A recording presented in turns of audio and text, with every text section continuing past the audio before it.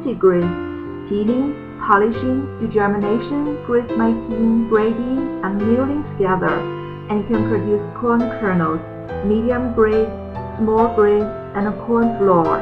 It can be used in corn peeling and grist making, wheat and other grain peeling and flour milling.